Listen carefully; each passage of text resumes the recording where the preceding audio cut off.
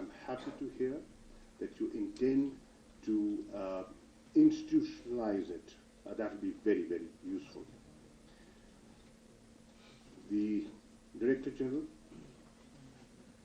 gave you an overview of how he sees things changing globally and regionally, how multilateralism is being pushed into the background, how the economic geography of the region and globally, how it's changing, how the economic rise of China is having an impact on the global economic situation. He's also mentioned how a new bolden approach, as he calls it, and I call it the Hindutva approach, how it has had an impact on a formulation of policy or thinking, the mindset that we see in the leadership on the eastern side of Pakistan. Hearing what he had to say and the exercise you're getting involved in is reinforcing my point of view that for a transformational foreign policy, as the ambassador put it, it cannot be done alone at the Foreign Office. We need input, and we need input from academia. And I'm grateful to some members of the academia who are helping me understand things better. You need input from the private sector. In this modern corporate world, where economic diplomacy is getting increasing importance, how can you overlook the needs of the private sector? And how can you formulate policy without their input? And the Director General mentioned that I have been supportive of this institute. I should be, obviously. Here is an institution that's funded by the Ministry of Foreign Affairs, has potential to contribute. Why shouldn't it be optimally utilized? And the idea is to incorporate the views of people like you and researchers who are doing their work with passion. We in the Foreign Office a lot of times are doing day-to-day firefighting. And frankly, this is my second innings at the Foreign Office, and I've learned with time that the average officer working, very competent, very good, very dynamic, does not have time for strategic thinking. He's running from meetings to meetings. So where does the government get that large strategic picture? It's from institutes like yours, sir. Academia, professors sitting here. That's where the input comes. And that is why it is important to remain engaged with such institutions.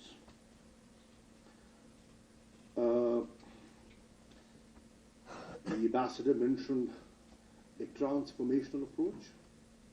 Yes, sir.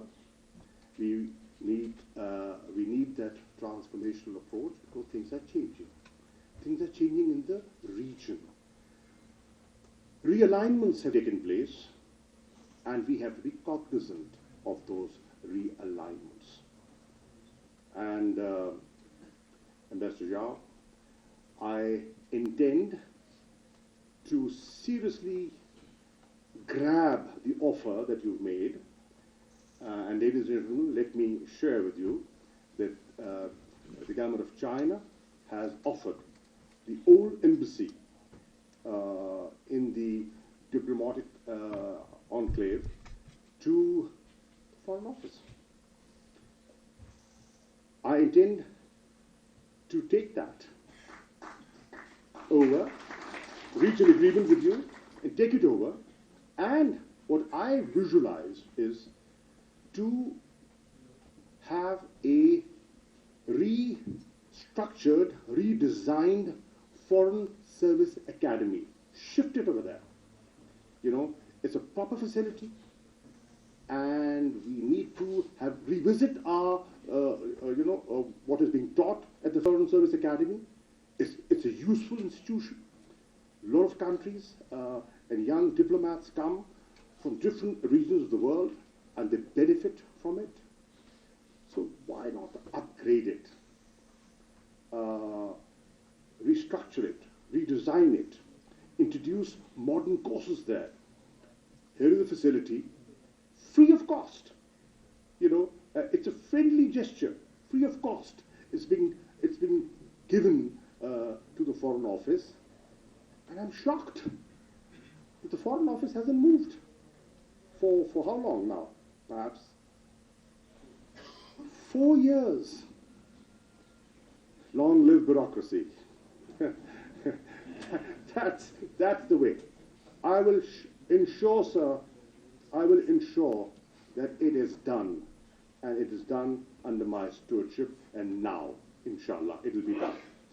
So that we make this institution more effective. The building next door can be given to you for your centers, and multiply them. Multiply your centers. Get academia, get thinking people over, and get their input. Educate us, so that we can effectively and in a more potent manner protect Pakistan's interests. The ambassador mentioned in his statement the new Kartarpur spirit of our government. Yes, the spirit is there, but we were responded by the decision on the Barbary Mosque. So we have to live with that reality as well. But I would like to thank the organizers of the international conference for inviting me to speak to you on a subject which is increasingly becoming critically relevant to our region and indeed the world. I want to commend Institute of City Studies, Chinese Embassy, and Parliament for bringing together such a broad spectrum of scholarship from academia and think tanks of China and Pakistan. These dialogues are critical to cultivating better understanding and synergizing our efforts to benefit from the connectivity and other collaborative initiatives such as the BRI. In the past 6 years, since its launch in 2013, the Belt and Road Initiative has emerged as the single most effective instrument of globalism and international development cooperation. The true potential of the BRI lies in having created an awareness that the world would be better off if we enable each other to attain economic growth and development. No other global initiative can boast of involving more than 4 billion people living in the Asian, European, and African regions and bring hope of shared prosperity, especially to the countries that are still struggling with their. Studies indicate that when completed, the BRI's transport projects alone could reduce travel time along economic corridor by 12%, increase trade between 2.7% and 9.7%, increase income by up to 3.4%, and lift millions of people from extreme poverty. Our region faces four immediate challenges. First, the US-China competition and especially the trade-related issues, which can negatively affect global economic stability. Second, US-Iran tensions, which have the potential to trigger unforeseen consequences for world economy and regional peace and security. Third, the instability in Afghanistan, which if not addressed, could continue to negatively impact efforts for durable peace and economic development in the region. And fourth, is South Asia now fated to deal with an overreaching and Hindutva-driven India. As the Director General has mentioned in his welcome remarks, our region is witnessing the emergence of a new economic geography. The BRI has a central role to play in converting this region into one rich in opportunities for economic growth and development. Who would appreciate this more than Pakistan, which is the flagship arm of the BRI called China-Pakistan Economic Corridor. CPAC, a flagship project of BRI, is a transnational project. Completion of CPAC projects is the number one priority of our government. Many energy and infrastructure projects of CPAC have completed, which have injected dynamism into the process of our economic development. They have also given a boost to our economic growth. In order to fast track expeditious completion of CPAC projects, we have established a CPAC. We have now entered the second phase of development of CPAC, which will mainly focus on industrialization and socio-economic development. We have identified 9 special economic zones to focus on rapid industrialization. These special economic zones have been granted incentives so that Chinese and foreign investors can invest in these zones. Let me make 2 important points here. The BRI CPAC and other such connectivity initiatives are now being recognized as the most potent voice for globalism. At a time when multilateralism is coming under duress, the BRI philosophy tells us that globalism is still relevant and the best hope for humanity. Secondly, we must acknowledge that many of the security-centric problems can find their solution not in kinetic adventures, but in tangible economic collaboration for the common good.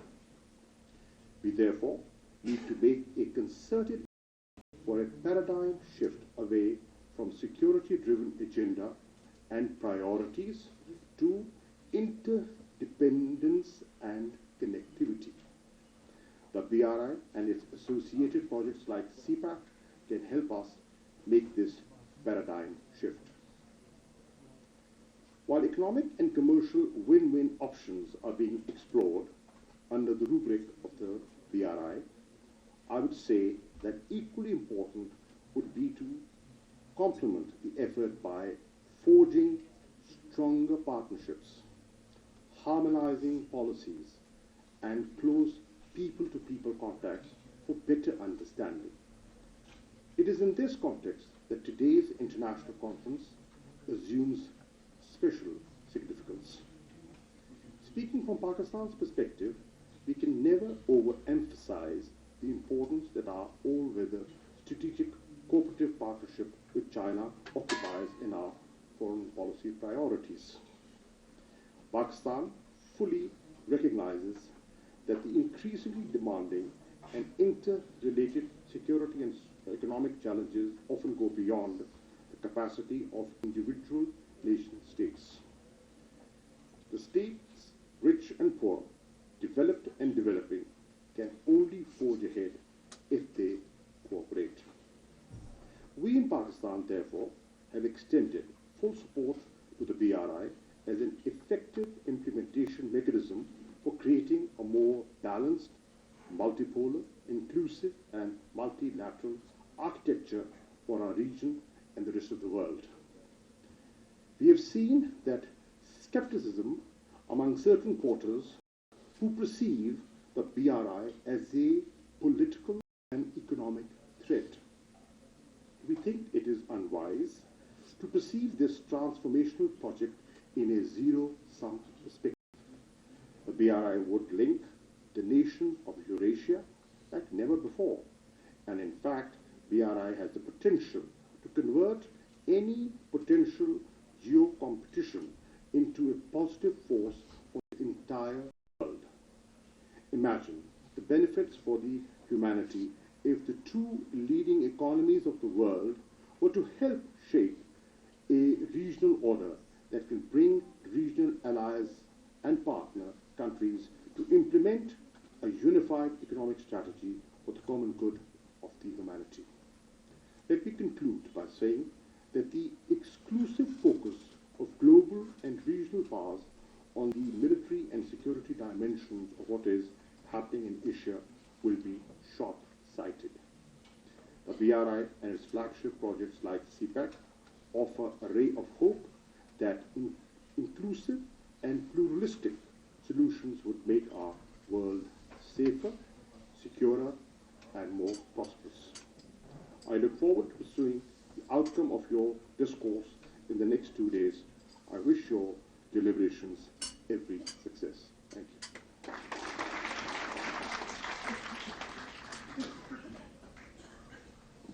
Ladies and gentlemen,